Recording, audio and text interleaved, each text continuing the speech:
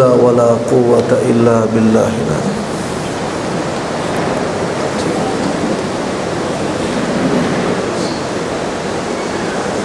یہ جیب جو ہے نا یہ مولوی کی ہے۔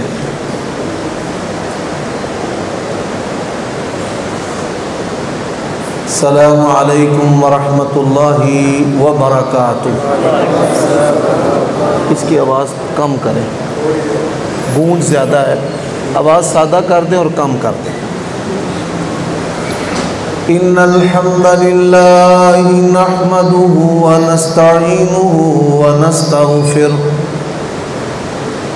ونعوذ باللہ من شرور انفسنا ومن سیئات اعمالنا من يهده الله فلا مضل له ومن يضلل فلا هادي له واشهد ان لا اله الا الله وحده لا شريك له واشهد ان محمدا عبده ورسوله اما بعد فان خير الحديث كتاب الله وخير الهدي هدي محمد صلى الله عليه وآله وسلم وشر الأمور محدثاتها وكل محدثة بدعة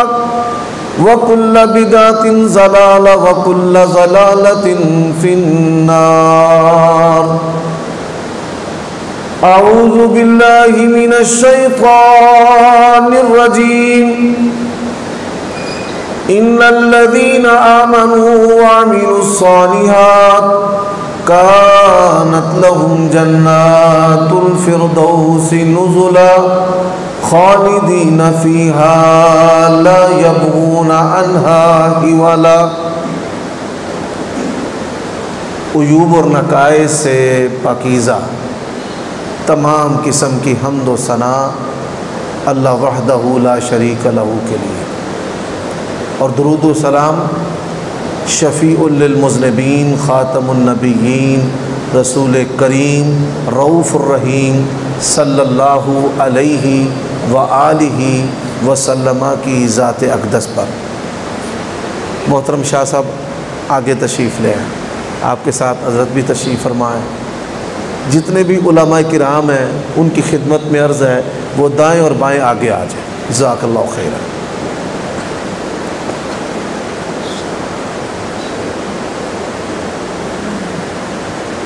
8:30 پر میں نے اللہ تعالیٰ کی توفیق سے اپنا درس ختم کر دینا ہے۔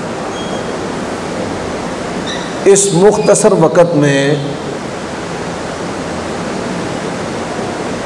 اللہ تعالیٰ کے فضل سے میں 6 چیزیں آپ کی خدمت میں عرض کروں گا۔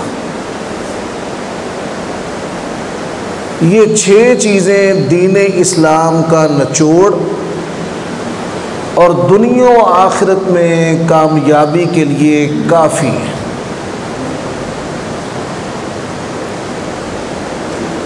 دنیا کی آبادی اس وقت 7.5 ارب کے قریب ہے،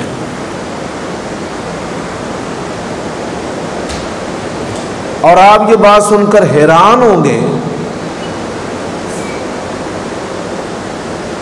7.5 ارب انسانوں میں جو پیدائشی کافر ہیں ان کی تعداد 6 ارب ہے، اور مسلمانوں کی جو تعداد ہے وہ تقریباً 1.5 ارب کے قریب ہے۔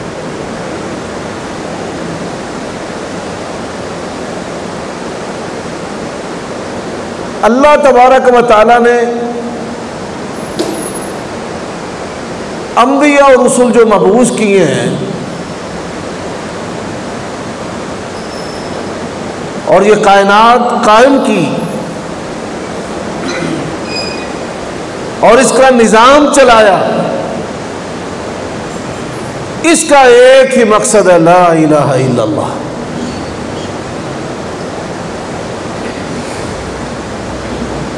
اور آج بھی سب سے زیادہ جو محنت کی ضرورت ہے وہ عقیدہ توحید و رسالت پر ہے۔ کہ 6 ارب تو کافر ہے جن تک ہم نے اسلام کا پیغام پہنچانا ہے، اور جو 1.5 ارب مسلمان ہیں ان کی اکثریت بھی کفر اور شرک کے اندر ڈوبی ہوئی ہے۔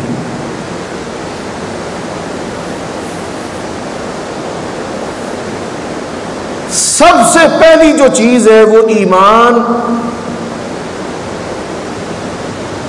جس بندے کا ایمان درست نہیں، اس کے اعمال خواہ کتنے ہی اچھے کیوں نہ ہو، وہ کبھی بھی اللہ تبارک و تعالیٰ کی جنت میں نہیں جا سکتا۔ آپ مال خرچ کرتے ہیں، زکوٰۃ دیتے ہیں، ہمیشہ اس بات کی فکر میں رہیں کہ یہ میرا مال لا الہ الا اللہ محمد رسول اللہ کو کیا فائدہ دے رہا ہے، وگرنہ آپ کا یہ خرچ کرنا بھی آپ کے لیے فتنے کا باعث بن جائے گا۔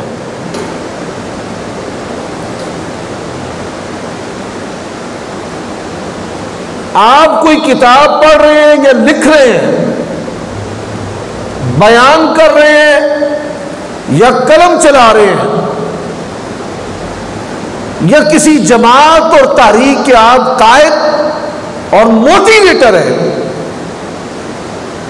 تو آپ یہ دیکھیے کہ آپ نے اللہ تبارک و تعالیٰ کی توحید کے لیے کیا کیا ہے، اور نبی علیہ الصلوۃ والسلام کی سچی اور سچی رسالت کے لیے کیا کیا ہے۔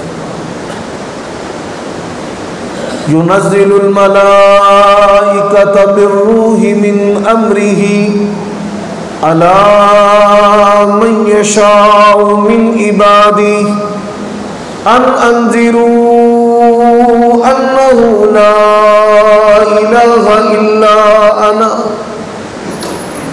اللہ تبارک و تعالیٰ کا یہ اعلان ہے، کتابیں اتارنے، فرشتوں کو بھیجنے، انبیاء کو مبعوث کرنے کا ایک ہی مقصد ہے، لا الہ الا اللہ۔ اور معاشرتی طور پر لا الہ الا اللہ کے معنی کو اگر سمجھنا ہے تو اس کا پہلا معنی ہے اللہ تبارک و تعالی ہی رزق دینے والا ہے، اس کے سوا کوئی اور رزق دینے والا نہیں۔ یا ایھا الناس اذکروا نعمت اللہ علیکم هل من خالق يرزقكم من السماء والأرض لا إله إلا هو فأنا تؤفكون۔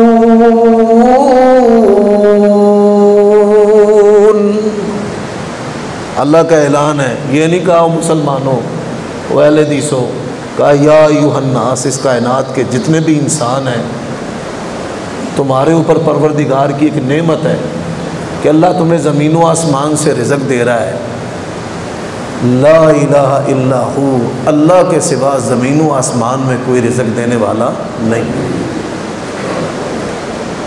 اس کا دوسرا معنی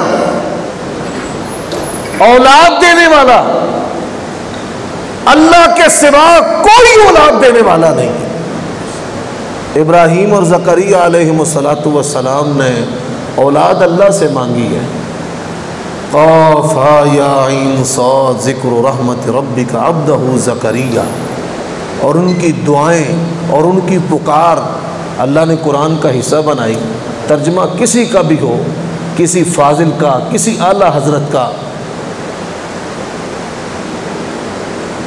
ایک کہتا ہے رب لا تذرنی فردا وانت خیر الوارثین، اور دوسرا کہتا ہے رب حب لی من الصالحین، اور اس کا اعلان ہے یہب لمن یشاء اناثا ویہب لمن یشاء الذکورا او یزوجہم ذکرانا واناثا ویجعل من یشاء عقیما۔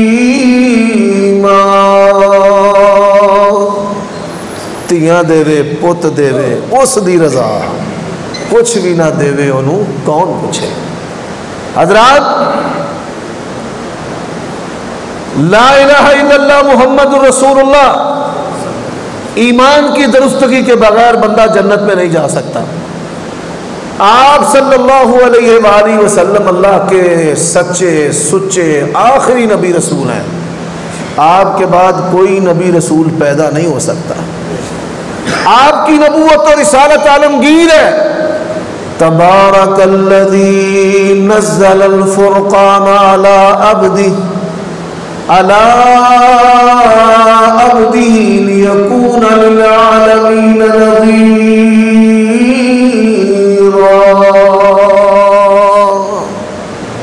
جب تک کائنات قائم ہے نبی علیہ الصلوۃ والسلام کی نبوت اور رسالت کا سکہ ہے. اور آپ کے بعد اگر کوئی نبوت کا دعوے دار ہے وہ دجال کذاب تو ہو سکتا ہے، وہ کبھی بھی اللہ کا سچا نبی رسول ہو سکتا. یہ تورات کے اوراق ہے.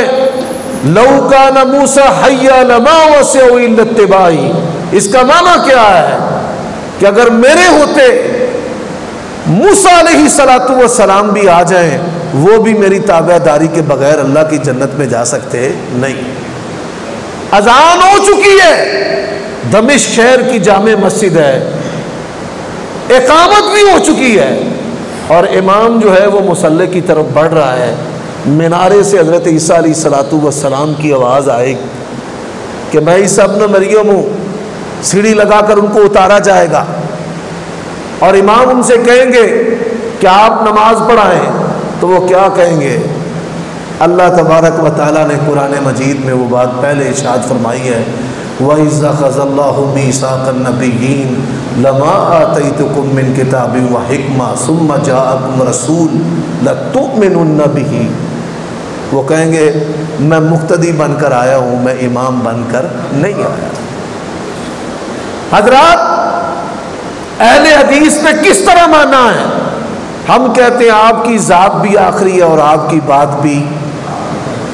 ہم کہتے ہیں آپ کی ذات بھی اعلیٰ ہے اور آپ کی بات بھی.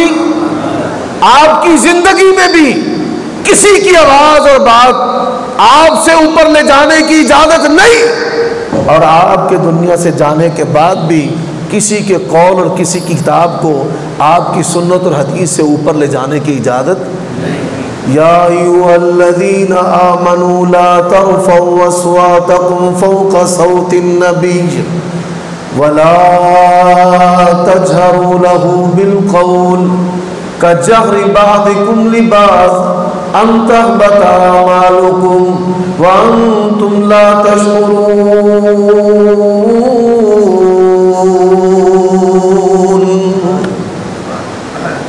ایمان کی درستگی کے اندر یہ چیز بھی شامل ہے، تمام صحابہ کرام کا احترام کرنا ہے، سب صحابہ کرام کا. حضرات جس طرح منصب نبوت اور رسالت میں لا نفرق بین احد من رسل کے ہم قائل ہیں، اسی طرح شرف صحابیت میں جس طرح حضرت ابو بکر کی شان ہے ویسے ہی حضرت علی کی شان ہے اور ویسے ہی حضرت معاویہ رضی اللہ تعالیٰ عنہ کی شان ہے. حضرات جس طرح اہل بیت میں سیدہ فاطمہ الزہرا سے محبت ہے اسی طرح اپنی ماؤں سیدہ عائشہ، سیدہ خدیجہ، حفصہ، ماریہ، میمونہ، جویریہ، ان سے محبت ہمارے ایمان کا حصہ ہے. اب اللہ تبارک و تعالی نے قرآن مجید میں ارشاد فرمایا ہے وَمَن يُشَاقِقِ الرَّسُولَ مِن بَعْدِ مَا تَبَيَّنَ لَهُ الْهُدَىٰ وَيَتَّبِعْ غَيْرَ سَبِيلِ الْمُؤْمِنِينَ نُوَلِّهِ مَا تَوَلَّىٰ وَنُصْلِهِ جَهَنَّمَ وَسَاءَتْ مَصِيرًا. توحید، رسالت، عدالت، صحابہ کرام کا احترام. اور رستہ کون سا؟ صحابہ کرام کی رستہ جس پر آئمہ محدثین چلے ہیں، امام بخاری، امام مسلم، امام ترمذی، امام نسائی، ابن ماجہ، اور متقدمین میں امام زہری، امام مالک، امام احمد. اللہ کی قسم جو ان کا عقیدہ، جو ان کا منہج ہے وہی بالکل اہل حدیث کا منہج اور عقیدہ ہے. ہماری عوام بڑی بولی بالی ہے. میں ان سے اکثر پوچھتا ہوں کہ ہمارے عقیدے کی کتابیں کون سی ہیں، ان کو نہیں پتہ. ہمارے عقیدے کی کتاب کتاب التوحید ہے جو امام بخاری نے لکھی ہے. ہماری عقیدے کی کتاب کتاب العرش ہے جو حافظ ابن ابی شیبہ نے لکھی ہے. ہمارے عقیدے کی کتاب کتاب السنہ ہے جو امام احمد نے لکھی ہے. ہمارے عقیدے کی کتاب کتاب الاسماء والصفات وہ کتاب ہے جس کو امام بہقی نے لکھا ہے. اور ہمارے عقیدے کی کتاب کتاب العلوم ہے جس کو امام ذہبی رحمہ اللہ نے لکھا ہے. اور اہل حدیث کا کوئی مسئلہ جو اہل حدیث کی شان اور امتیاز ہے ہی نہیں ہے کہ جس کے اوپر ائمہ محدثین نے کتابیں نہ لکھی ہوں. یہ ہماری جماعت کی قدامت ہے اور وہ تسلسل ہے کہ جس کے بارے میں نبی علیہ الصلوۃ والسلام نے فرمایا کہ ایک گروہ ہمیشہ حق پر قائم رہے گا حتیٰ کہ قیامت آ جائے گی. اور ہمارا سلیبس کیا ہے؟ انسانوں کے اجتہاد اور انہوں کے اصولوں پر بنائے ہوئے مسئلے نہیں. ہمارا جو سلیبس ہے سنیے، فَاسْتَمْسِكْ بِالَّذِي أُوحِيَ إِلَيْكَ إِنَّكَ عَلَىٰ صِرَاطٍ مُسْتَقِيمٍ.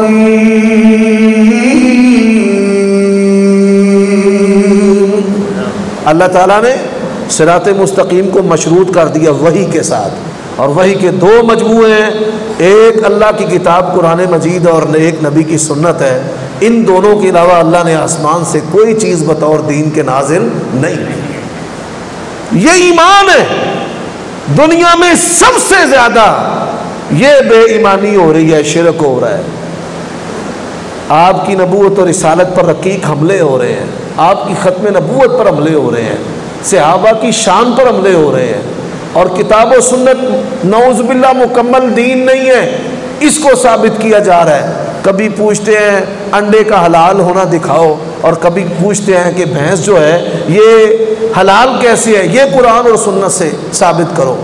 حضرات کسی کو سمجھ آئے نہ آئے، ملے نہ ملے، اليوم اکملت لکم دینکم واتممت علیکم نعمتی ورضیت لکم الاسلام دینا. اللہ نے اسلام کو مکمل کر دیا ہے.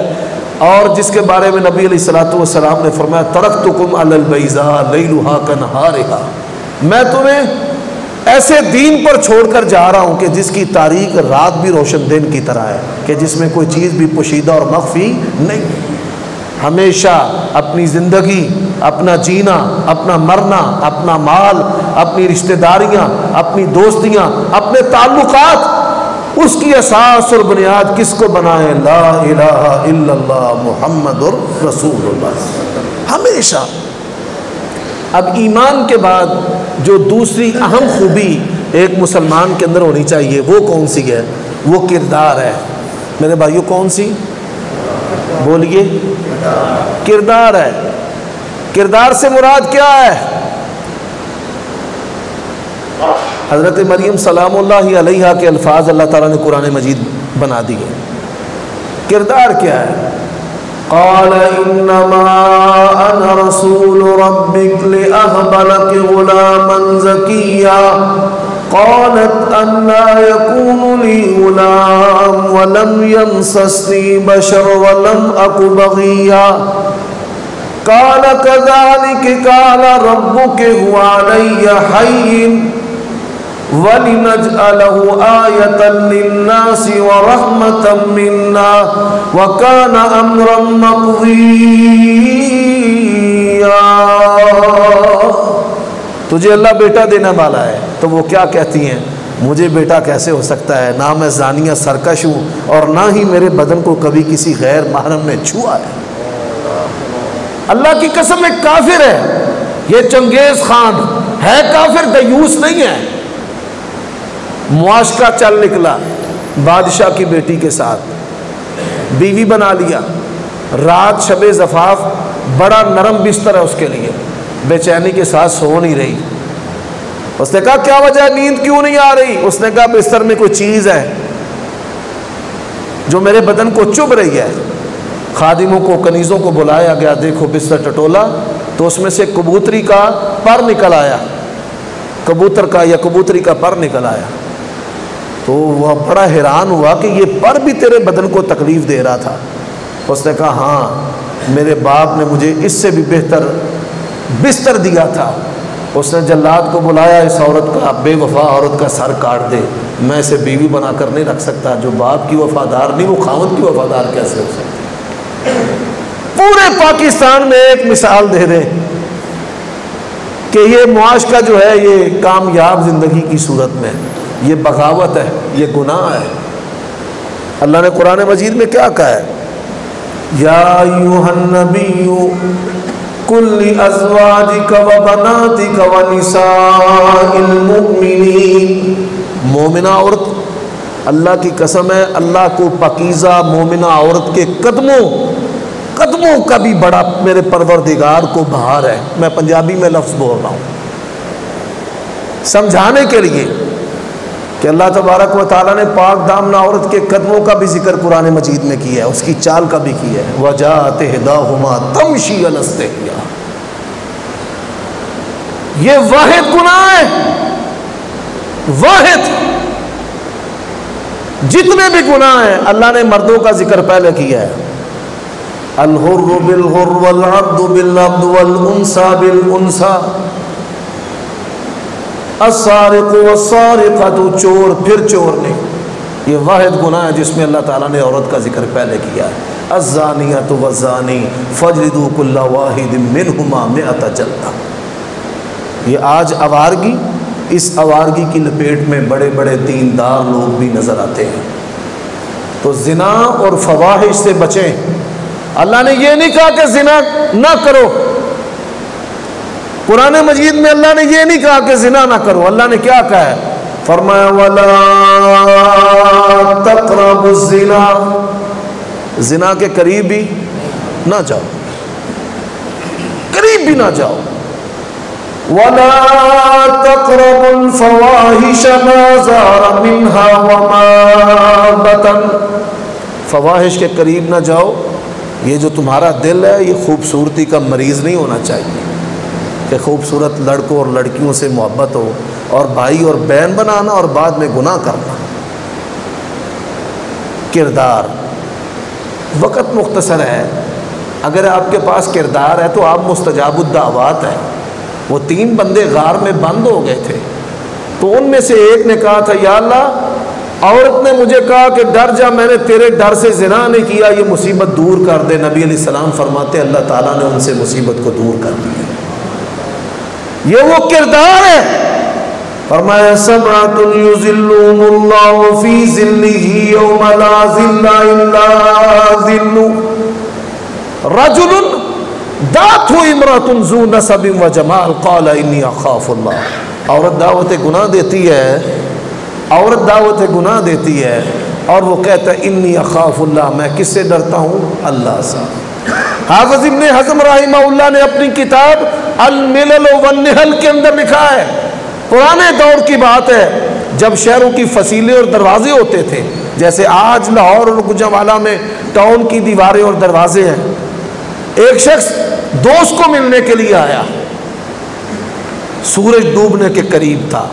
اس نے بیٹھک میں اس کو بٹھایا، مہمانی کو حاضر کیا. دروازے پر دستک ہوئی، گھر کا مالک باہر گیا اور اسے کہتا ہے کہ میں کچھ ہی دیر میں آتا ہوں. اب شہر سے باہر چلا گیا کام کی غرض سے، شہر کا دروازہ بند ہو گیا. اب اس کی بیوی گھر میں اور مہمان گھر میں. وہ سج دھج کر آئی، اس نے دعوت گناہ دی. شیطان نے اس پر بڑا زوردار حملہ کیا. کمرے کے اندر دیا جل رہا تھا، کمرے کے اندر اپنے ہاتھ کو دیے کی لو کے اوپر کر کے اس نے جب جلایا اور بدن نے ہاتھ پیچھے کھینچا اور ہائے اور سی منہ سے نکلی اور نفس کو مخاطب کر کے کہتا ہے یہ دنیا کی معمولی آگ تجھ سے برداشت نہیں ہو رہی. اس گناہ کے بندے جب تیرا رب تجھے جہنم میں ڈالے گا تو کیسے برداشت کرے گا؟ اللہ تبارک و تعالیٰ نے تبھی کہا وَأَمَّا مَنْ خَافَ مَقَامَ رَبِّهِ وَنَهَى النَّفْسَ عَنِ الْهَوَىٰ فَإِنَّ الْجَنَّةَ هِيَ الْمَأْوَىٰ. آج ہمارا انتخاب کیا ہے؟ بس میری جڑی بیوی ہے نا سب تو سونی ہونی چاہیے تھی. کردار نہیں، ایمان نہیں، قرآن نہیں، خدمت یا حسن ہے یا مال ہے. یہ سامان لے کر کے آئے، یہ والدین کی ترجیح ہوتی ہے اور لڑکے کی ترجیح ہوتی ہے کہ بس جی سب سے خوبصورت ہونی چاہیے. کچھ بھی اس کے پلے نہ ہو، نہ شرم، نہ حیا، نہ اخلاق، نہ کردار، نہ خدمت، بس یہ۔ اور پھر جو فتنے پیدا ہو رہے ہیں آپ کے سامنے، آج ہمارے معاشرے کے اندر نوخیز لڑکوں کو یہ عمر رسیدہ عورتیں ورغلا کر اپنے خامدوں سے پوشیدہ زنا اور گناہ کرانے والی، یہ وہی عورتیں ہیں کہ جن کا انتخاب ہم نے کردار کی بنیاد پر نہیں کیا۔ بڑی معذرت کے ساتھ مولویوں کو اتنا بے خبر نہ سمجھیں، یہ جو آنٹی کلچر آج ہمارے معاشرے میں پروان چڑھ رہا ہے، یہ کس بات کی علامت اور غمازی ہے؟ یہ قیامت کی نشانیوں میں سے ایک نشانی ہے کہ جس کے بارے میں اللہ کے نبی نے کہا ہے کہ زنا عام ہو جائے۔ میرے بھائیوں، اب تیسری چیز، ٹائم بڑھا دیا، اب جو تیسری چیز ہے، انتظامیہ کی طرف سے رکا ہے کہ آپ کا جو وقت ہے وہ 8:45 کر دیا۔ چلے جی کوشش کرتے ہیں۔ اب جو تیسری چیز ہے، میں نے اختصار سے بڑے الفاظ میں ملفوف کر کے لپیٹ کر ان چیزوں کو آپ کے سامنے رکھا ہے۔ اب جو تیسری چیز ہے وہ کیا ہے؟ وہ رزق حلال ہے۔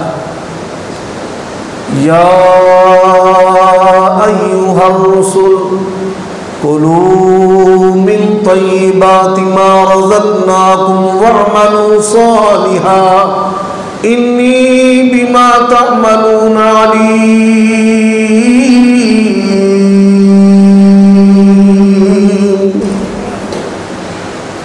یہ قرآن مجید کا واحد مقام ہے۔ علماء کرام، اللہ تبارک و تعالیٰ کی سنت کیا؟ یا آدم اسکن، یا عیسیٰ انی متوفیک، یا موسیٰ اننی انا اللہ، یا ایھا النبی انا ارسلناک، یا ایھا الرسول بلغ ما انزل الیک۔ اور یہاں پہ اللہ نے کیا کہا؟ یا ایھا الرسل۔ آدم علیہ السلام سے لے کر آخری نبی رسول تک سب کو مخاطب کیا، فرمایا جب بھی کھانا ہے حلال کھانا ہے، کیونکہ حلال کی بنیاد پر آگے کیا ہے؟ وَاعْمَلُوا صَالِحًا، نیک اعمال کی جو بنیاد ہے وہ کس پر ہے؟ مال حلال پر۔ حضرات، مسلمان اور کافر میں بڑی ساری چیزیں فرق کرتی ہیں۔ نماز فرق کرتی ہے، بیٹی کی پیدائش فرق کرتی ہے۔ مسلمان ڈاکٹر جو ہے کافروں کے ملکوں میں مقبول ہے، مسلمان ڈاکٹر کافروں کے ملکوں میں مقبول ہے۔ میں نے ایک بندے سے پوچھا کیا وجہ ہے؟ اس نے کہا کافر کو سائنس جہاں پہ کھڑا کرتی ہے وہ رک جاتا ہے، میڈیکل کہتی ہے دی اینڈ، رک گیا۔ مسلمان قدم آگے بڑھاتا ہے جو میرے اللہ کو منظور ہے، یہ اس لیے دنیا میں مقبول ہے۔ حضرات، بالکل اسی طرح مسلمان اور کافر میں جو فرق کرنے والی چیز ہے وہ ایک برکت ہے۔ کافر کے پاس برکت نہیں ہے، مسلمان کے پاس برکت ہے۔ کافر لالچی ہے، مسلمان لالچی نہیں، مسلمان کا ایمان ہے۔ وَفِي السَّمَاءِ رِزْقُكُمْ وَمَا تُوعَدُونَ۔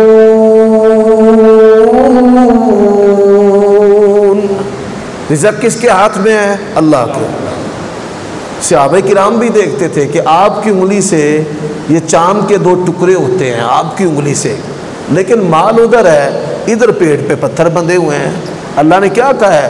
لا یغرنک تقلب الذین کفروا فی البلاد۔ فرمایا ذرا اللہ کے رستے پہ چلتے جاؤ، پھر دیکھو، پھر جب اللہ کی راہ پر چلے اور فاقے کاٹے تو پھر کیا دیکھا کہ مسجد نبوی کے اندر بندے کے قد کے برابر سونے چاندی کے ڈھیر لگے ہوئے تھے۔ پھر کیا دیکھا صحابہ کرام نے کہ اپنے مال کی زکوٰۃ دے کر دوسرے صحابی کے پاس گیا، اس نے کہا اگر رات آتا تو قبول کر لیتا، دن میں اتنا مال آیا اب تو میں صاحب نصاب بن گیا ہوں۔ حضرات، یہ برکت ہے۔ نبی علیہ السلام نے صحابہ کی تربیت کی تھی، مانگنا نہیں ہے بندوں سے، کوشش یہ کرو جو جائز چیز ہے وہ بھی نہ مانگو۔ جوتے کا تسمہ ٹوٹ جائے تو کس سے مانگے؟ اب ایک صحابی وہ جاب لیس بھی تھا، ورک لیس بھی تھا، کام نہیں، نہ کاروبار نہ ملازمت، مانگنا تو اللہ سے مانگنا ہے۔ اس نے گھر میں بیٹھ کے نہ اللہ سے مانگنا شروع کر دیا، یا اللہ دے، تیرا نبی سانو مخلوق کو نہیں منگن دینا تے ہن اسی تیرے کول منگنے ہیں، دے۔ حدیث میں آتا ہے تھوڑی دیر کے بعد بل میں سے چوہا نکل آیا. یہ فارغ ویلا بندہ سی. اور مسلمان میں فرق یہ ہے، میرا رب جب چاہے، جہاں سے چاہے، جتنا چاہے مجھے رزق عطا کرنے والا ہے. سلف صالحین کے بارے میں آتا ہے، کسی نے ان سے کہا کہ یہ روٹی 1 دینار کی ہو گئی ہے. وہ فرمانے لگے کوئی پریشانی نہیں، گندم کا 1 دانہ بھی دینار کا ہو جائے تو مجھے پریشانی نہیں. اللہ نے جو میرے نصیبے میں لکھ دیا ہے، کھلائے بغیر اس نے سونے نہیں دینا اور کھلائے بغیر اس نے موت بھی نہیں دینی، جو اس نے لکھ دیا. تو رزق حلال اس کی بنیاد پر اعمال قبول ہوتے ہیں. رزق حلال اس کی بنیاد پر سکون ملتا ہے. رزق حلال اس کی بنیاد پر بیماریاں دور ہوتی ہیں. رزق حلال اس کی بنیاد پر اللہ تبارک و تعالی آپ کی اولاد کو بہتر ایمان والا مستقبل عطا کرے گا. اب چوتھی خوبی وہ کیا ہے؟ وَقَضَىٰ رَبُّكَ أَلَّا تَعْبُدُوا إِلَّا إِيَّاهُ وَبِالْوَالِدَيْنِ إِحْسَانًا. میں نے بڑے مذہبی لوگوں کو اس میں کوتاہی کرتے دیکھا ہے. یہ چوتھی خوبی انسان کے اندر کیا ہونی چاہیے؟ وہ والدین کا خدمت گزار ہو. کیا ہو؟ بولیے. امام بخاری رحمہ اللہ نے ایک کتاب لکھی ہے مستقل، بر الوالدین، کہ والدین کے ساتھ حسن سلوک. اور اپنی ایک دوسری کتاب ہے الادب المفرد، اس کے اندر بھی، صحیح بخاری کے اندر بھی، حتیٰ کہ جہاد جیسا جو عظیم عمل ہے والدین کی اجازت کے بغیر وہ بھی جائز نہیں ہے. اور میرے بھائیوں دوستو، نبی علیہ الصلوۃ والسلام کا فرمان ہے، والدین کی رضا میں کس کی رضا ہے؟ اللہ کی. تیرا باپ کہتا ہے کہ اپنی بیٹی کا رشتہ دوسرے بھائی کے بیٹے سے کر دے، کہتا ہے میں نے نہیں کرنا، مال اس میں آڑے ہے. مال اگر دونوں برابر مالدار ہیں، مزاج ملیں گے. غریب ہے ایک امیر ہے، کہتے جی ہماری تے ساڈے تے بچے دے مزاج ہی نہیں ملتے. اللہ نے کہا فلا تقل لہما اف. یہ کیسے نکلتی ہے؟ بیٹا باہر سے مال کما کر بھیجتا ہے، باپ بچوں کی پرورش کرتا ہے، ان کی شادیوں پہ لگاتا ہے، ان کو دیتا ہے. اس کو بڑی تکلیف ہوتی ہے، آندہ میں کمانا پیو وڈی ہوتا ہے. اور بھائی اہل حدیث اہل سنت، اللہ نے کہا ہے فلا تقل لہما اف. والدین آپ نفلی نماز پڑھ رہے ہیں، اس پر قریب علماء کا اجماع ہے کہ آپ نفلی نماز پڑھ رہے ہیں، آپ کے والد آپ کو آواز دیتے ہیں بیٹا مجھے جوتا دینا، آپ پر یہ واجب ہے کہ نماز توڑ کر اپنے باپ کے جوتے اس کے قدموں کے سامنے حاضر کر دیں. ایک بڑی میٹھی حدیث میں آپ کو، ساری حدیثیں میٹھی ہیں، وہ سنانے لگا ہوں. حضرت ابو ہریرہ رضی اللہ تعالیٰ عنہ نے 2 بندوں کو دیکھا، ایک بوڑھا ایک جوان.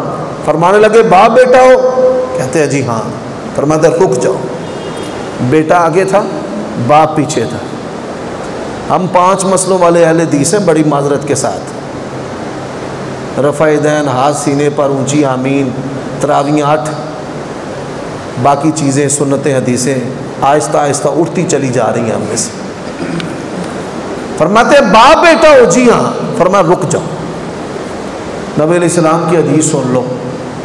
فرمانے لگے جی. فرمانے نبی علیہ الصلوۃ والسلام نے فرمایا باپ بیٹا اکٹھے چل رہے ہوں تو بیٹے کے لیے جائز نہیں ہے کہ باپ کے آگے چلے، پیچھے ہو، باپ کو آگے کر. اور فرمایا کہ باپ کھڑا ہے، بیٹے کے لیے بیٹھنا جائز نہیں، جب تک باپ نہ بیٹھے بیٹا بیٹھ سکتا نہیں. لوگ میرے پاس آتے ہیں، علماء کے پاس بھی آتے ہیں، امام صاحب کے پاس بھی، ہمارے لیے دعائیں کریں. یہ بہت بڑا دھوکہ ہے. نبی علیہ الصلوۃ والسلام نے فرمایا اولاد کے حق میں کس کی دعائیں قبول ہوتی ہیں؟ کس کی بھائی؟ اچھا یہ بھی سن لو، حدیث میں جو لفظ ہیں وہ والد کے ہیں، باپ کے. لوگ کیا کرتے ہیں، ماں میرے لیے دعا کریں، باپ کو تو کہتے نہیں میرے لیے دعا کریں۔ اس حدیث کے اندر جو لفظ ہیں وہ باپ کے ہیں، اس کے عموم میں علماء نے ماں کو بھی شامل کیا ہے کہ والد، اس کے عموم میں باپ اور ماں دونوں شامل ہیں۔ ایک بندہ مجھے کہنے لگا آپ میرے لیے دعا کریں، میں نے کہا آپ اپنے والد سے کہو، کہتا ہے میرا تو پیو نماز نہیں پڑھتا، اور میں نے کہا کملے تو نماز کی بات کرتا ہے، باپ کافر بھی ہو تو اولاد کے حق میں اس کی دعا قبول ہوتی ہے۔ اتھوں تے بیڑا غرق وجہ ہے کہ لوگ مولویوں نو ماں پیو تو اتنے ترجیح دینی شروع کر دیتی، ہاں علم کی، عالم کی، امام کی عزت ہے، یہ منصب نبوت اور رسالت کا ہے، اس لیے عزت ہے، علم کی عزت ہے، قرآن کی عزت ہے، سنت کی عزت ہے، عمل کی عزت ہے۔ لیکن اللہ کی قسم ہے زمانے کا ولی بھی ہو اور دوسری طرف کسی کا باپ فاسق و فاجر ہے، اس کے حق میں اسی کی دعا قبول ہونی ہے، مولوی کی بات میں ہے، مولوی کی بات یہ نہیں کہ اس کو چھوڑ کر، ہاں پہلے ان سے کروائے پھر صالحین سے دعا کروائے۔ میرے بھائیوں دوستوں، فلا تقل لهما اف ولا تنہرہما، بچہ ہے نا وہ 10-20 ہزار مرتبہ بھی ایک لفظ پوچھے گا نا تو بار بار والدین اس کو سکھاتے ہیں اور کبھی تنگ نہیں پڑتے۔ معاشرے میں جب کوئی بوڑھا بچہ بن جاتا ہے نا، سب سے مشکل کام ہے پھر اس کو سنبھالنا، اور اللہ کی توفیق سے یہ مشکل کام نہیں۔ فلا تقل لهما اف ولا تنہرهما، پترا کی ہے، پھر بابا پوچھتا ہے پترا کی ہے، پترا فلانا کام کر لیا ہے، کہتا ابا جی تمہیں ایک کری سمجھ نہیں آتی، وہ اللہ کے بندے تو نے قرآن نہیں پڑھا، وَمَنْ نُعَمِّرْهُ نُنَكِّسُهُ فِي الْخَلْقِ، اللہ کہتے ہیں جس کو ہم عمر میں زیادہ کر دیتے ہیں اس کی قوتوں کو کیا کر دیتے ہیں، کمزور۔ تو میرے بھائیوں دوستو، مذہبی لوگ کیا کرتے ہیں، عبادات سب سے اوپر رکھ لیتے ہیں، ایمان کی پرواہ نہیں، کردار کی پرواہ نہیں، حلال و حرام کی پرواہ نہیں۔ میں نے بڑے بندے دیکھے ہیں جلسے کرانے والے، مسجدوں کے بانی، دین وہ سمجھتے ہیں سر پہ اٹھایا ہوا ہے، لیکن حلال و حرام میں فرق نہیں ہے، ان کے پلے کردار نہیں ہے، کیا ہے جی بس جی بڑے پکے نمازی ہیں، کیا بات ہے، حاجی صاحب تعاون سب سے زیادہ کرتے ہیں۔ سب سے اہم چیز ایمان ہے، ایمان کے بعد اہم چیز انسان کا کردار ہے۔ آپ کی جو شرم و حیا ہے یہ اسلام کی دعوت ہے کہ معاشرے کے لوگ آپ اور آپ کے خاندان پر اعتبار کریں کہ یہ شرم و حیا والے، غیرت والے لوگ ہیں۔ رزق حلال آج کوئی کسی کے پاس امانت کیوں نہیں رکھتا؟ یہ امانت رکھنے والا جو نظام ہے یہ تو ختم ہی ہوتا چلا جا رہا ہے۔ اس کا سبب کیا ہے؟ الحاج ہے، امانت دار نہیں ہے، نمازی ہے، امانت دار نہیں ہے۔ تو میرے بھائیوں، ایمان، کردار، اور پھر اس کے بعد جو تیسری چیز ہے وہ رزق حلال، اور چوتھی چیز وہ حقوق ہے، والدین کے، بیوی کے، اولاد کے، اس کے بارے میں اچھی طرح جانیں۔ اب پانچویں چیز کیا ہے؟ یا ایھا الناس اعبدوا ربکم الذی خلقکم والذین من قبلکم، وہ عبادات ہے، قولی، بدنی، مالی، نماز، نمازوں کے نوافل، ذکر و اذکار۔ اب میں ایک مثال دینے لگا ہوں، صحیح بخاری کے اندر حدیث ہے اور دیگر کتابوں میں بھی، حضرت انس رضی اللہ تعالیٰ عنہ فرماتے ہیں نبی علیہ السلام پر جب بھی کوئی مصیبت، کوئی چھوٹی بڑی کوئی مصیبت آتی تو آپ صلی اللہ علیہ وسلم یہ کلمات پڑھتے ہیں۔ سیدہ عائشہ فرماتی ہیں سب سے زیادہ میں نبی علیہ السلام کو یہ کلمات میں نے پڑھتے ہوئے سنا ہے۔ اچھا یہ کون سے کلمات ہیں آپ بتا سکتے ہیں؟ آپ میں کوئی بندہ کہ نبی علیہ السلام سب سے زیادہ کون سے کلمات پڑھا کرتے تھے؟ دعائیہ کلمات ہیں جی؟ نہیں، آپ تو ماشاءاللہ، میں تو آپ سے سوال نہیں نہ کر سکتا ان سے۔ اب آپ دیکھ لیں ماشاءاللہ، آپ اہل حدیث بھی ہیں، اہل سنت بھی ہیں، خاندانی اہل حدیث ہے، آپ بات کریں گے روپڑیوں کی، غزنویوں کی، امرتسریوں کی، لیکن ایک چیز ہے، کتنے ہم سنجیدہ ہیں کہ ایک دعا نبی علیہ السلام سب سے زیادہ پڑھتے ہیں۔ حضرت انس کہتے ہیں کہ کوئی بھی مصیبت آتی، کوئی بھی، نبی علیہ السلام پڑھتے۔ اب وہ کیا ہے پتہ ہی نہیں ہے۔ اللہم انی اعوذ بک من الہم والحزن والعجز والکسل والبخل والجبن وغلبۃ الدین وقہر الرجال۔ عبادات وہ بھی ہم کرتے ہیں اپنی مرضی سے، اکثریت نفل چور، چلو جی اجتماعی دعا نہ کرو، وہ انفرادی تو کرو، نماز کے بعد قبولیت، دعا کی قبولیت کا وقت ہے، انفرادی بھی چھوڑ دی، ذکر و اذکار وہ بھی چھوڑ دی، یہ تکبر ہے، اللہ اس سے ناراض ہوتے ہیں۔ اللہ کے لیے ماحول کو بدلیں، نوافل بالضبط پڑھیں، اذکار جو جو کلمات اللہ کے نبی نے پڑھے ہیں ان کو یاد کریں۔ میں اکثر پوچھتا ہوں اپنے علماء دوستوں سے کہ نبی علیہ الصلوۃ والسلام کون کون سے کلمات دعا کے کثرت سے پڑھتے تھے؟ کون سے؟ آپ کو پتہ ہے آپ میں جو افراد بیٹھے ہیں؟ اللہم انی اسألک بکل اسم هو لک سمیت بہ نفسک، یاد کر لیں۔ اللہم اصلح لی دینی الذی هو عصمت امری۔ جو لوگ حج عمرے پر جاتے ہیں نا، مسجد نبوی میں اور حرم میں سب سے زیادہ جو دعائیں سننے میں آپ کو ملتی ہیں وہ کون سی ہیں؟ وہ یہ دعائیں، اللہم اصلح لی دینی الذی هو عصمت امری۔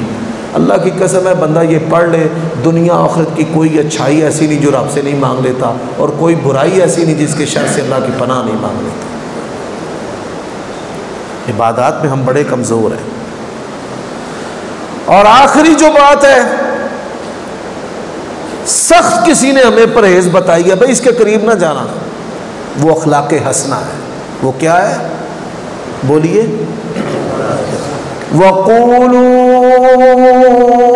لِلنَّاسِ حُسْنًا وَأَحْسِنُوا إِنَّ اللَّهَ يُحِبُّ الْمُحْسِنِينَ۔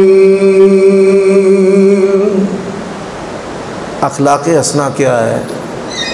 کہ آپ کی زبان سنت کے مطابق ہو، آپ کا لباس سنت کے مطابق ہو، آپ کی چال ڈھال سنت کے مطابق ہو، آپ کے رویے سنت کے مطابق ہو۔ کسی کو خون کی ضرورت ہے، خون دیں، کھانے کی ضرورت ہے، کھانے دیں۔ وَيُطْعِمُونَ الطَّعَامَ عَلَىٰ حُبِّهِ مِسْكِينًا وَيَتِيمًا وَأَسِيرًا۔ میں نے اپنی آنکھوں سے دیکھا ہے، آج سے 30 سال پہلے جو اہل حدیث تھے نا، وہ کھانے کھلانے والے تھے۔ اہل حدیثوں کے گھروں سے طلباء کو، علماء کو کھانا جاتا تھا۔ پھر ایک جماعت آئی، اس نے کھلا کھلا کے ہمارے مزاج بگاڑ دیا۔ اب ہمیں اشتہاروں پہ لکھنا پڑتا ہے ضیافت کا بہترین انتظام ہو۔ یہ نبی علیہ الصلوۃ والسلام کی سنت نہیں ہے۔ نبی علیہ الصلوۃ والسلام کی سنت کیا ہے؟ اطعام الطعام۔ فرمایا اطعموا الطعام افشوا السلام اطعموا الطعام وصلوا الارحام صلوا باللیل والناس نیام۔ سلام کو عام کرو، کھانے کھلاؤ، کھاؤ کہ کھلاؤ۔ میں نا کسی بھی افطار پارٹی پر نہیں جاتا۔ مجھے کہتے ہیں آپ کیوں نہیں جاتے؟ میں نے کہا یہ افطار پارٹیاں نہیں، یہ رفتار پارٹیاں ہیں۔ آگے جماعت کھڑی ہے، پیچھے روٹی کے لیے دگڑ دگڑ مسجد میں ہو رہی ہے، دڑنگے مارتے ہیں، رزق ضائع کرتے ہیں، بوٹیوں کے لیے لڑتے ہیں، ہر ایک کی کوشش ہے کہ اچھا میں کھا لوں۔ یہ روزے کا مقصد ہے؟ روزے کا ستیہ ناش کرنے کے لیے افطار پارٹیاں رکھ لو۔ بھائی روزے کا مقصد کیا ہے؟ وَيُطْعِمُونَ الطَّعَامَ عَلَىٰ حُبِّهِ مِسْكِينًا وَيَتِيمًا وَأَسِيرًا إِنَّمَا نُطْعِمُكُمْ لِوَجْهِ اللَّهِ لَا نُرِيدُ مِنكُمْ جَزَاءً وَلَا شُكُورًا۔ اللہ کی قسم ہے رمضان گناہوں میں گزرتا ہے مسجدوں کے اندر۔ اچھا کچھ بیڑا غرق افطار پارٹیوں سے ہوتا ہے، کچھ اعتکاف سے۔ وہ ٹرین کا ڈبہ بنا لیتے ہیں، پردے اٹھا کے گپے ادھر بھی ادھر بھی ادھر بھی ادھر بھی۔ پاکیزہ ماحول، سنت کو ادا کرے، سنت کے ماحول۔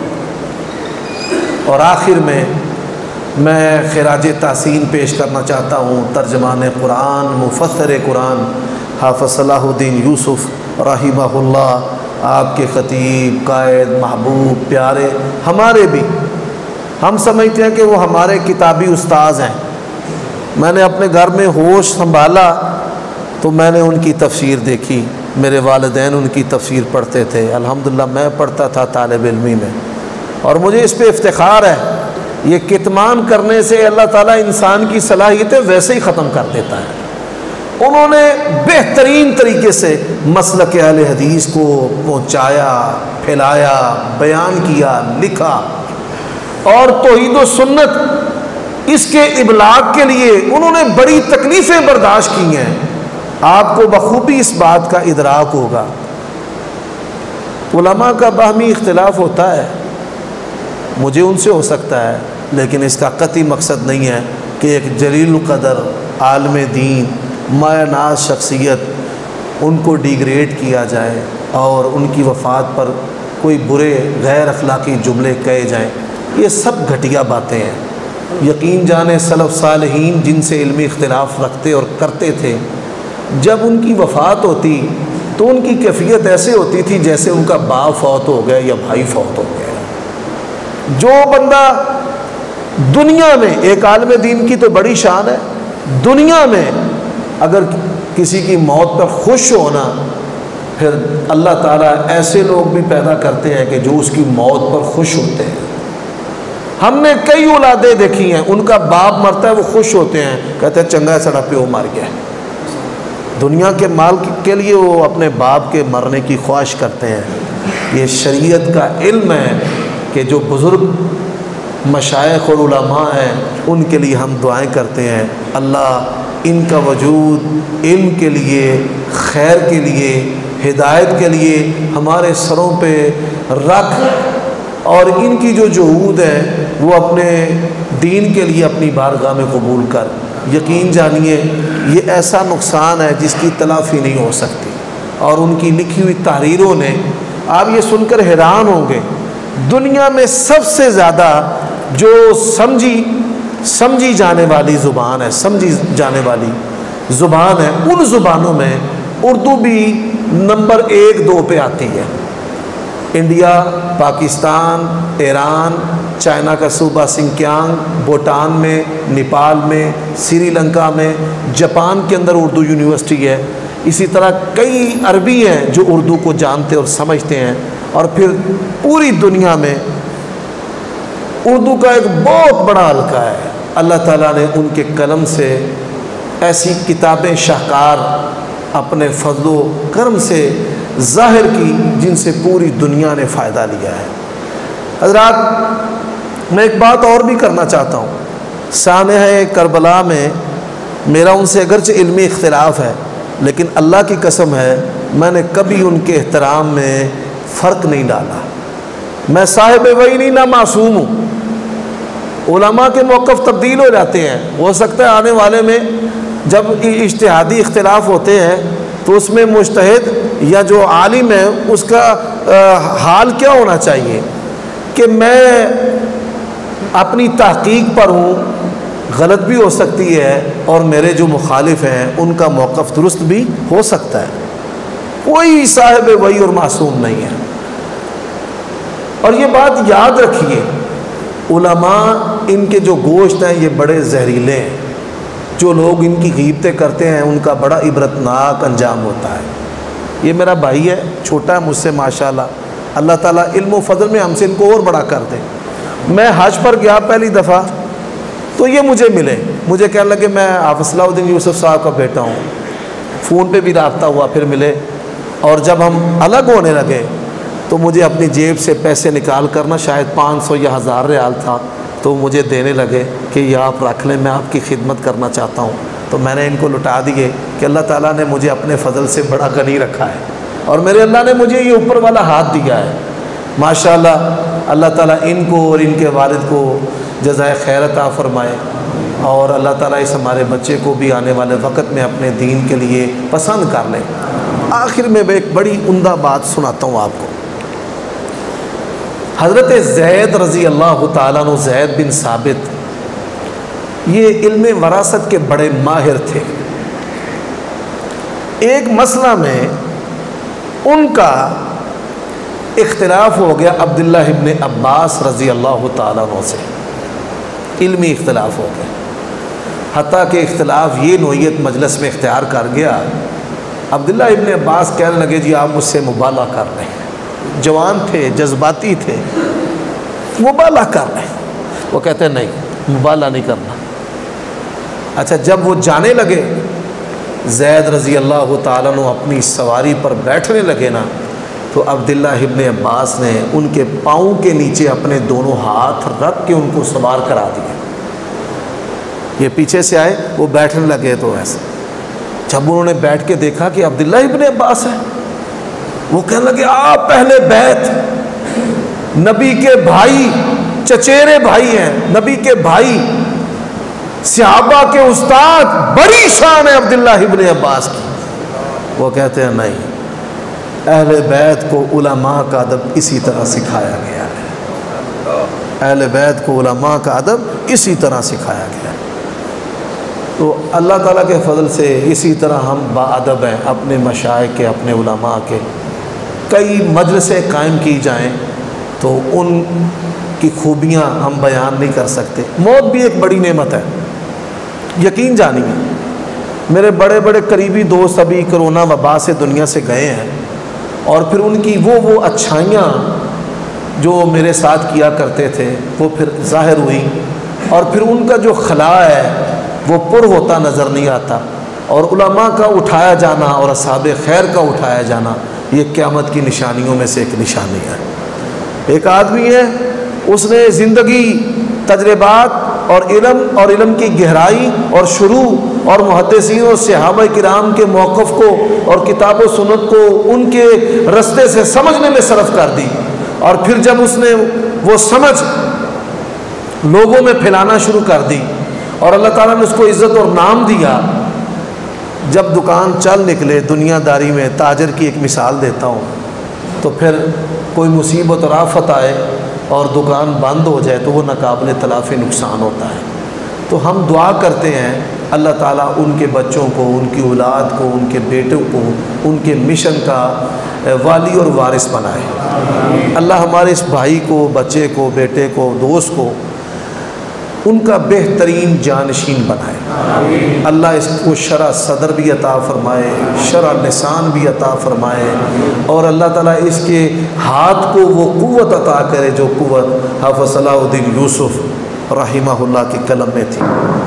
ایک وقت تھا، آپ جو لوگ حرمین کے اندر دیوبندی چھا گئے، یہ جب وہاں پہ جھوٹا مہدی اٹھا نا، یہ جنرل ضیاء کے دور میں، تو اس کے بعد پھر کیا ہوا کہ بڑے سارے دیوبندی قاری امام بیچ میں گھس گئے، بہت کچھ، اور پھر انہوں نے اپنی ایک تفسیر جو کفر اور شرک اور گمراہی پر مبنی تھی، اس کے اندر بڑی بدعقیدگی تھی، ان لوگوں نے اپنی بادشاہوں کو بیٹیاں دے کر رشتہ داریاں کر کے ان سے بڑے مراسم بنائے ہیں، اور بڑی ان کی جڑیں وہاں پر گہری ہیں۔ اس دور میں ہنگامی طور پر اللہ تعالیٰ نے حرم کے پلیٹ فارم سے، اسٹیج سے جس بندے کو منتخب کیا اس کا نام حافظ صلاح الدین یوسف ہے۔ اور پھر تفسیر، دنیا میں اتنی کوئی تفسیر مقبول ہوئی نہیں۔ میں نے دنیا کے تقریباً 30 ملک پھرے ہیں، میں جس ایئرپورٹ پر بھی اترا ہوں نا، چلو ادھر نماز پڑھتے ہیں، کافروں کا ایئرپورٹ ہے یا مسلمانوں کا ایئرپورٹ ہے، وہ ایئرپورٹ کی وہاں پہ مسجدیں نہیں ہوتی، وہ کمرے بنائے ہیں، یہ ہندوؤں کے لیے ہے، یہ سکھوں کے لیے ہے، یہ مسلمانوں کے لیے ہے۔ کافروں کے ایئرپورٹ میں ایسے ہیں، اور مسلمانوں نے مسجدیں بنائی ہیں۔ میں جس ایئرپورٹ پر بھی اترا ہوں نا، تو مجھے ماشاءاللہ سب سے پہلے اگر کوئی تفسیر نظر آئی ہے نا تو حافظ صلاح الدین یوسف رحمہ اللہ کی تفسیر ہے، اور دنیا کی 20 نہیں 30 زبانوں میں اس کے ترجمے ہو چکے ہیں، پشتو میں، فارسی میں، انگلش میں، 20 نہیں 30 زبانوں میں اس کے ترجمے ہو چکے ہیں۔ تو یقیناً آپ جماعت، آپ احباب کا ان کے ساتھ اخلاقی اور مالی تعاون بھی شامل تھا کہ وہ علمی کام کریں اور آپ ان کو روپے پیسے کمانے سے بے نیاز کر دیں۔ اور میں یہی سوچ رکھتا ہوں کہ آپ ایسا تعلق ہی ان کے بیٹے سے قائم رکھیں، اور اللہ تعالیٰ اس بچے سے آپ کو فائدہ دے اور آپ سے ان کو۔ اقول قولی ھذا واستغفر اللہ لی ولکم ولسائر المؤمنین والمؤمنات فاستغفروہ انہ هو الغفور الرحیم۔ الحمد للہ رب العالمین والعاقبۃ للمتقین والصلاۃ والسلام علی سید الانبیاء والمرسلین۔ اے اللہ، اس مسجد کو بنانے والے، چلانے والے، خطیب، امام، مقتدی، معاونین، منتظمین، سب پہ اپنی رحمت فرما۔ اللہ، اس مسجد کے جو بانی منتظم دنیا سے چلے گئے ہیں ان کی قبروں کو جنت کے باغوں سے باغ بنا۔ مجھے بڑی خوشی ہوئی ہے اس مسجد میں آ کے، نہیں تو اہل حدیثوں کی مسجدیں ہوتی گندی، جالے لٹک رہے ہیں، بو آ رہی ہے، صفائی ستھرائی نہیں ہے۔ اللہ تعالیٰ اس جماعت میں برکت عطا فرما۔ یا اللہ، ہمارے والدین پر اپنی رحمت فرما۔ اے اللہ، ہماری بیٹیوں کو آباد فرما، ہمارے بیٹوں کو بہتر معیشت عطا فرما۔ اے اللہ، بے اولادوں کو اولاد عطا فرما۔ یا اللہ، جن کے پاس بیٹے نہیں ہیں ان کو بیٹے عطا فرما۔ اللہ، جو تیرے بندے بیٹوں کے خواہشمند ہیں ان کو بھی بیٹے عطا فرما۔ اے اللہ، تاجروں کی تجارت میں برکت عطا فرما، ذلت اور قلت سے ہمیں محفوظ فرما۔ ملک پاکستان کو سالمیت اور استحکام عطا فرما۔ اللہ، استعماری قوتوں کو نیست و نابود فرما۔ یا اللہ، اسلام کا بول بالا فرما، اسلامی اقدار بلند کرنے والوں کی مدد فرما۔ اللہ، زوال نعمت سے محفوظ فرما، غم و غم سے محفوظ فرما، قہر الرجال سے محفوظ فرما۔ رب اعوذ بک من ہمزات الشیاطین واعوذ بک رب ان یحضرون۔ اے اللہ، زوال نعمت سے محفوظ فرما۔ اللہم انا نعوذ بک من جہد البلاء ودرک الشقاء وسوء القضاء وشماتة الاعداء۔ ربنا تقبل منا انك انت السميع العليم وتب علينا انك انت التواب الرحيم، وصلى الله تعالى على نبينا محمد وبارك وسلم وصل عليه۔ اللہ